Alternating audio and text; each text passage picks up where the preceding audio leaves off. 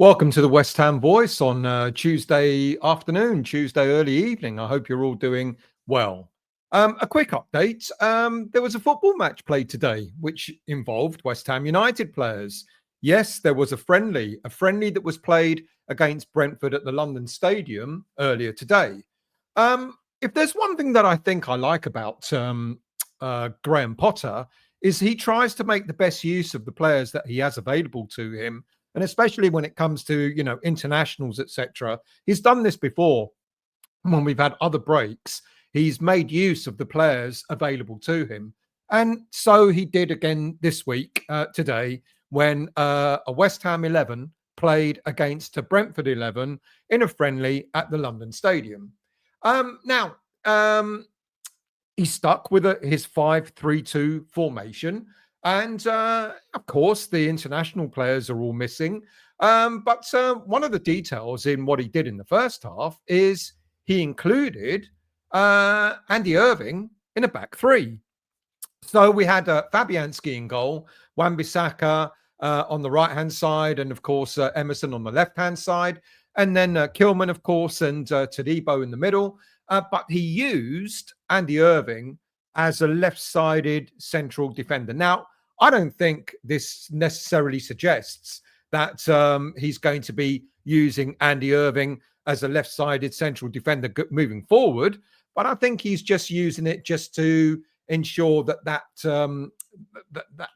formation keeps going, so the players continue to be acclimatized to that formation. And in the middle of the park, he had a three of Soler, Rodriguez, and Lucas Paqueta. I'm going to come to him in a minute. And in the first half, he started off with Gui8lherme and Danny Ings up front. So quite interesting. Obviously, there's many players missing, but he's given a number of players an opportunity to shine. Now, as far as Irving's concerned, I mean, will he use him as a centre-back? Will he be an option? Should he need that moving forward?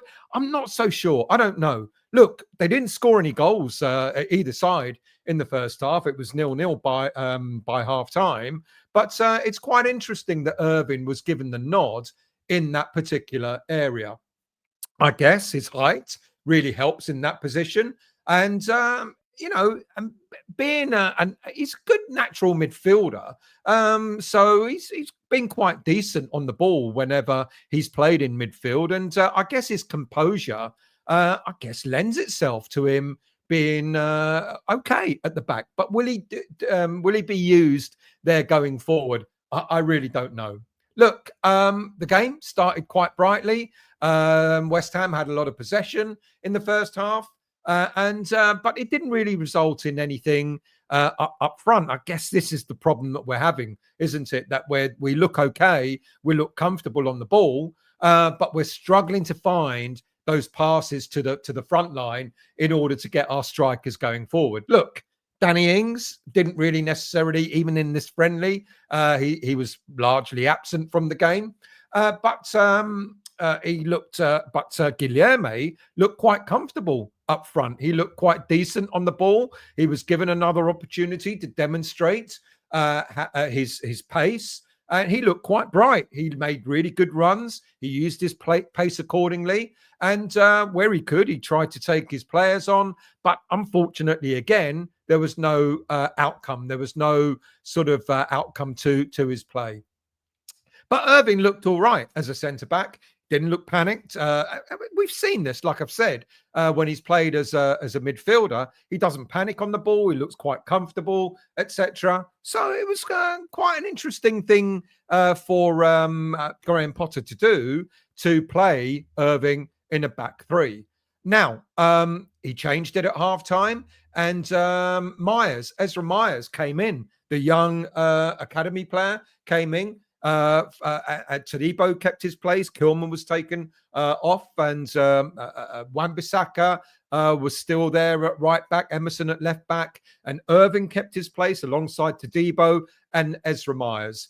And the only other change in the second half was that Niclas Fullkrug came on for Danny Ings up front, but the middle three stayed as it was in the beginning of the second half. Look, It didn't start as well in the second half for West Ham. We actually started quite poorly. How many times have we done that in real games? Either start the first half quite poorly, or start the second half quite poorly, or end one of those halves quite poorly where we concede a goal. And unfortunately, that's exactly what happened at the beginning of the second half. Poor concentration led to an unmarked Brentford player to slot the ball home to make it 1-0.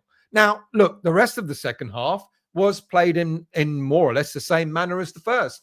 Foderingham, who came in goal for Fabianski, really didn't have much to do. He had to sort of clear one ball that came his way. But other than that, there were very few chances created on either side.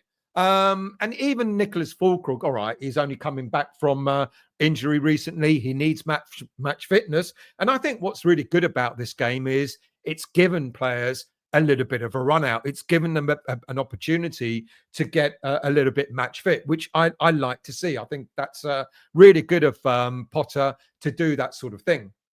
But he had one chance in the second half, but the ball got stuck in his feet, a little bit like what happened with Ferguson in the game against Leicester, where the ball got caught up in his feet and he couldn't adjust himself to actually get a shot in.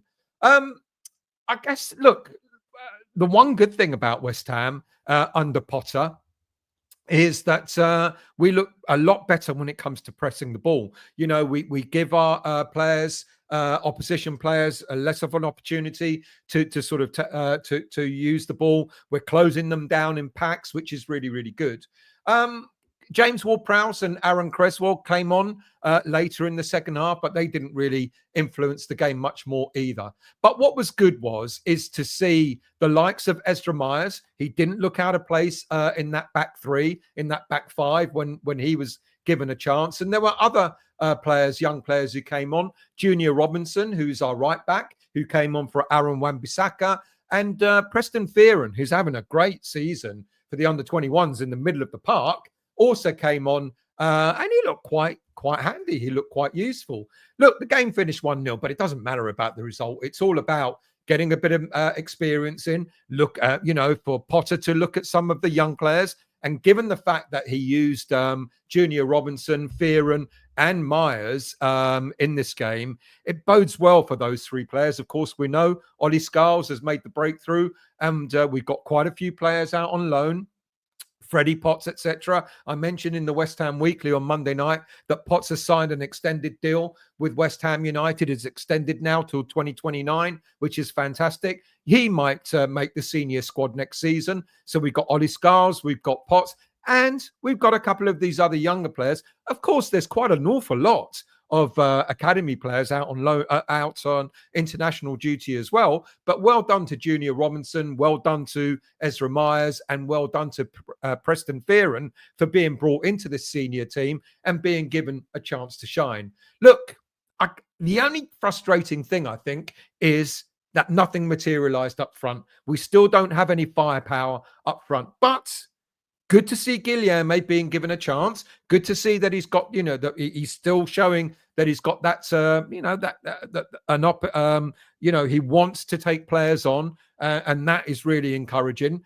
Good to see Fullkrug having been given a half as well, but we can't expect too much given Fullkrug has been out of action for quite a long time. But all in all, I think it's good. I think I like the way Graham Potter utilizes his players. He utilizes the players during these breaks in order to keep players match fit, etc. And that can only bode well. So well done.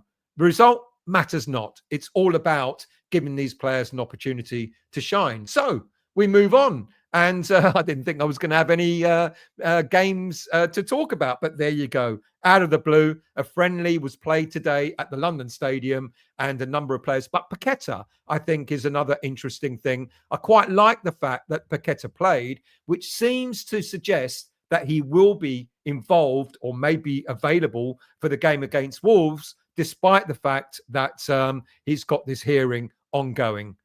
So some encouraging signs all round. Short and sweet. Thank you for joining me. Do hit the like button if you've enjoyed this video. Please leave your comments afterwards. And if you've yet to become a subscriber, what are you waiting for? Why not subscribe to the channel as well. Thank you for watching, and I'll see you all